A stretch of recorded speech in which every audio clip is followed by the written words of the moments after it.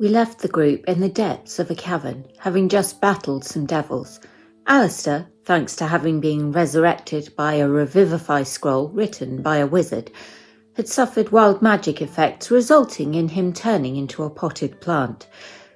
Calla held him carefully, druid-crafting some little red flowers onto him. He tried desperately to photosynthesize within the dark, sunless area.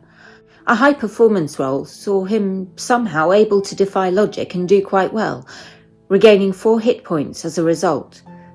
Barvas, the dwarf barbarian who had been with the group briefly, had made a hasty exit to try to find his friends. Septima decided to go with him, fearing he might get himself killed. Merrick, Gera and Calla started to discuss what they should do next when suddenly the wild magic effect on Alistair dissipated. With a strength save of 9, Calla found herself knocked prone as the plant reverted, Alistair lying on top of her in a situation that was a little embarrassing for both of them. He still had tiny flowers in his hair. With their rogue back in action, the group decided to investigate the way ahead. Alistair crept stealthily through the next room, finding a hallway with 2 doors separated by a small wall. He inspected the right door first, finding it locked but not trapped. He got out his lockpicks and spent 10 minutes fiddling about with the lock. The others joined him, Merrick attempting to listen for any potential danger behind the doors, but unable to hear anything above the half-elf and his picks. Alistair eventually had to admit defeat and decided to look more closely at the second door, confident with his natural 1 that it was neither locked nor trapped. He tried to open it. The other 3 watched him in wry amusement as he struggled with a blatantly locked door. Realizing his mistake, Alistair managed to deftly and easily pick the lock, smoothly opening it without the others even realizing he'd done anything. The room within was empty, save for a large blue-hued glowing area on the floor surrounded by runes. The party entered cautiously, fairly confident they were looking at some kind of portal. Calla found a small rock and dropped it in, watching as it vanished. Nothing happened. Alistair, having already died once, decided to take the plunge. Stepping in, he disappeared. The others were still wary, but Gera decided to go after him. Calla went next, placing a note for Septima to let her know they'd gone through in case she returned, leaving Merrick wondering about whether they ought to have secured a rope to something before going through. Too late now. He followed the others. All 4 found themselves in a square room, surrounded by a swirling blue energy. Unhurt, but a little disoriented, Alistair was playing with a small rock which he had picked up from the floor. Through the glow they could see 4 large suits of armour. Merrick could tell they didn't appear to have moved recently, the group a little wary after being previously attacked by animated armour. Alistair once again led the way over to the stairs leading down. Sensing no imminent danger, they all stealthily crept downwards. The next room was brightly lit. An older elven man with silver hair and well-made robes engrossed in some papers. He seemed unaware of their presence as Alistair crept right up to him. Gera moved deliberately, the sound of his armour alerting the man. He turned, a look of surprise crossing his face briefly before he composed his features, inquiring who they were and what they were doing here. Alistair asked where here was. The man introduced himself as Sandrak Highmount and informed them that this was his tower. The group seemed confused, telling him that his tower was in a cave. A cave that, until recently, had been home to goblins and creatures of a more devilish nature. Sandrak explained that no, this was his tower in Rycroft. Alistair took the opportunity to hand over the book he had been tasked with delivering to Sandrak, accepting the 100 gold fee he had been promised for doing this. Naturally curious, Alistair asked what the book was. Sandrak told him that it was of little value to most, but was a rare first edition that he wanted for his collection. Through some further questioning, the group learned that Sandrak had recently discovered that his apprentices, Sulian and Kerrion, had been using his resources to look into other, darker magics. At first he'd been supportive, reluctantly admitting that he'd sensed the opportunity to make the kind of discovery that could see his name go down in history, looking into the possibility that wizards could be able to channel magic rather than learning it from books. He soon realised they were doing unsanctioned experiments and asked them to leave. They caught him by surprise and took him to the cave where they had been summoning devils. He wasn't sure what their intent was, but one of the devils had broken out of their control and attacked them, allowing Sandrak to escape by portal back to his tower, locking the doors behind him. He knew the pair had survived and fled the town together, heading south, looking for something. He had no idea what. Given that the party had overcome many of his magical traps and his apprentices were aware of the measures he had taken and how to counter them, he felt it best to seek refuge elsewhere. Alistair suggested that against wizards he might want to consider putting traps on the stairs rather than using magic. He imbued Alistair's stone, now named Chip, with magic, creating a sending stone. This would enable the group to contact him as the holder of the other stone, should they discover anything. Sandrak would use it to contact them if he stumbled across anything further. He also remarked that he noticed a couple of the group had powerful magical items which could be really useful if they could unlock their full potential, and that there may be other items out there which could be helpful in taking on two wizards. Whatever the pair were looking to do, it could be nothing good.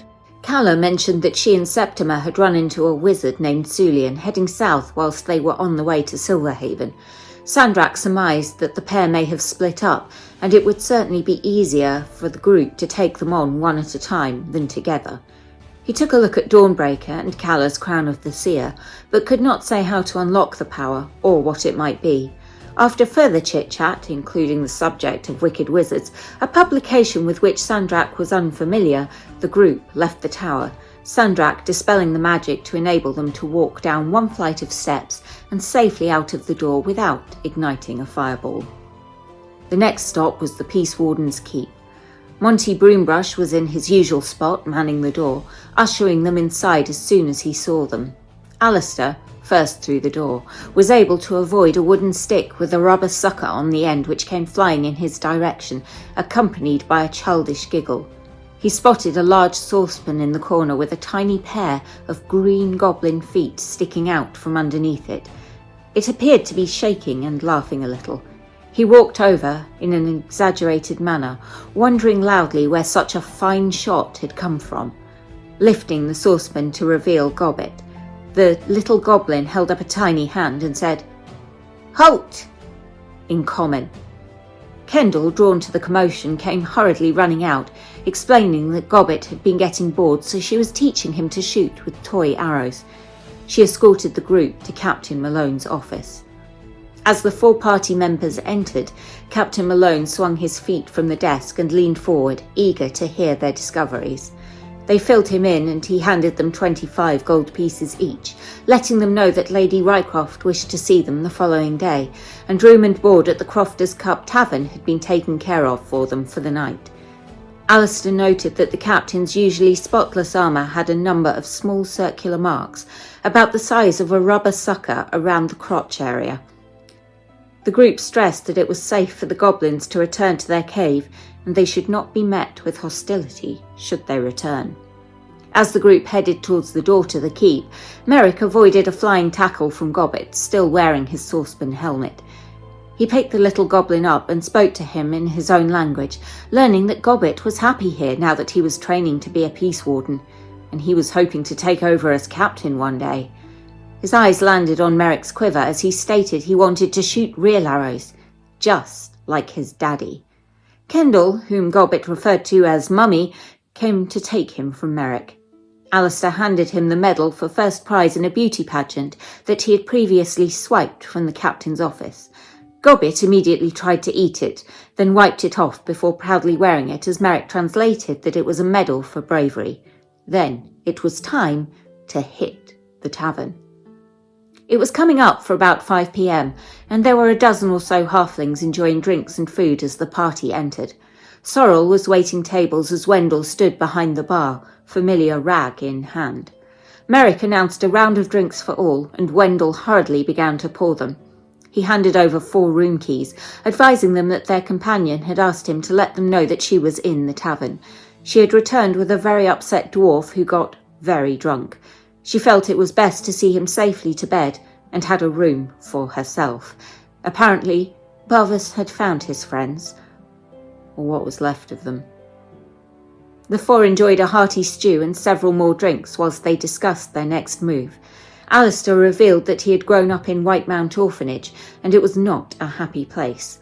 He was in no rush to return to Dragonfell, but had come across some handwritten notes indicating some dealings with someone called E at the orphanage, though he had no clear idea of who this person could be. They decided it would be best to head to Silverhaven first, as Septimer wanted to go to the Spellweavers' Academy, and they knew Sulian was heading south. Kerrion could be anywhere. As the group were chatting, Merrick felt eyes watching him. Looking around, he spotted a pale female gnome staring at him from a corner. As soon as he made eye contact with her, she looked away. As he returned his attention to the conversation, he felt her gaze falling on him once again. Gera was the first to retire, taking some quality time with his sword before falling asleep. No, really, Dawnbreaker, his sword. Calla decided to go up to her room and see if she could attempt to milk the bullywug gland she had harvested using her herbalism kit, knowing that they could have some hallucinogenic properties. Alistair thought it might be fun to help out. He had a poisonous kit, and between them they managed to destroy 2 of the glands, but successfully removed the liquid from the other 2. They decided to split a vial between them, Calla thinking it might be an idea to try painting whilst under the effects. Alistair, under the influence of a significant quantity of alcohol and his proximity to a beautiful half-orc woman, found his brain not functioning at full capacity, suggesting that the bullywug hallucinogen might be more effective if ingested rather than used as paint thinner. Calla just looked at him, slightly confused, then downed her half. Alistair took his, and the pair felt a relaxing warmth spreading through them. Colours seemed brighter. Calla began to paint, her brush strokes beautiful and elegant. Alistair, mesmerised by the dual tones, began putting his hands in the paints and on the paper. Calla managed to avoid getting covered in it. Whilst this was going on upstairs, Merrick approached the gnome girl. He sat opposite her and spoke to her in gnomish, remarking that she seemed very interested in their conversation. She replied that no. She was interested in him because he was a fellow gnome. She was pale, her cheeks sunken and her eyes circled with dark shadows. As she coughed, Merrick realised that she was far from healthy. She explained that she had a rare sickness and had been travelling to Silverhaven in search of a cure, but there was none to be had. Her father, Landon Dingleberry, was heading back from Silverhaven, having left her in Rycroft as she was too sick to travel that far. She asked Merrick if he and his friends might be able to help her, and in exchange she would provide the location of a magical bow that he may find very useful. Merrick asked what it was exactly that she wanted. She told him there were some adamantine veins in an abandoned mine in Saltmere, and 10 of these veins would provide enough ore for her father, a tinker, to create a contraption which may be able to prolong her life. The mine was abandoned for a reason. It could be dangerous. She and her father had neither the skills nor the financial resources to recruit people to go for them, or to purchase the rare metal elsewhere, but she hoped a fellow gnome would help out. Merrick Degelhegel agreed to help Micah Dingleberry. She told him that the ore could be taken to a man in Port Corathan named Coin. He would have a sealed letter containing the location of the bow, and she would write it in Gnomish to ensure that he could not read it. After this conversation, Merrick decided to quiz a few of the locals to see if there were any other rumours of interest. The hot topic seemed to be about Gladys, the half-ogre who ran the tavern, and her tryst with a somewhat drunken dwarf, not Barvas. Merrick made his way to bed. After a couple of hours, Calla and Alistair felt more like themselves once again. Alistair apologised profusely for ruining Calla's paints, and she told him that she would make him help her harvest more materials and show him how to create the pigment. Sheepishly, he left the room, covering everything he touched in paint as he went. Calla looked at her painting. If she squinted, she could almost see the shape of a butterfly in the colourful mess, but that was a bit of a stretch. She tidied up as best she could and settled down to sleep. Alistair, ensconced in his room, contemplated the enormity of what he had revealed to the group about his past. As he shook himself out of his reverie, he noticed an expensive cream envelope had been slipped under the door. He picked it up, immediately recognising it as correspondence from his patron in Silverhaven, Lady Abeline Corsair. The letter inside was brief, written in thieves' cant. She said she had a time-critical job for him next time he was in Silverhaven. He committed this to memory, burning the letter and going to bed. The group woke the next morning feeling refreshed and more powerful with a level up. Merrick opened his door, narrowly avoiding being hit by a pickaxe that had been leaning against it, a gift left by Micah so that he could mine the ore. The group convened downstairs, Septima already up and engrossed in tusk love, a virtually untouched tankard of ale beside her. They enjoyed more stew for breakfast, and Merrick filled them in on his conversation with Micah. Yera revealed that Saltmere was his hometown and hadn't been known for mining for many years. Breakfast done, the group went to call on Lady Rycroft. Rycroft Manor, unremarkable in comparison to many noble dwellings, was still noticeably posher than the rest of the homes in Rycroft, and not far. The door was opened by a maid who showed them into a drawing room, a dainty spread of afternoon tea laid out, despite the fact it was still morning. Alistair and Calla tucked in, commenting on the quality of the cucumber in the sandwiches and the excellent cheese. Shortly, 2 women entered the room. The first, a red-haired halfling woman, introduced herself as Lady Blaise Rycroft. The dark-haired half-elven woman accompanying her was her wife, Lady Lauren Rycroft. Blaise explained that she had heard of the group's success from Captain Malone, and if they were heading south and looking for work, Councillor Syrian Hanan of Mist Hollow could do with some aid. Livestock had been going missing there, and, more recently, some citizens. The Silver Council did not deem it important enough to spend their resources on at the moment. As the group explained they were going to Silverhaven, she asked if they could deliver a missive to the Silver Spire, updating the Silver Council on what had transpired here. They agreed, and she left the room for 10 minutes or so, remarking that she'd better get more snacks sent in. She returned with a letter sealed with her crest, a wheat sheaf, and a pouch of 10 gold. Alistair took the letter but told her the gold wasn't necessary. She thanked the 5, and then it was time for them to depart. They were ready to leave Rycroft and venture out into the wider and more dangerous world.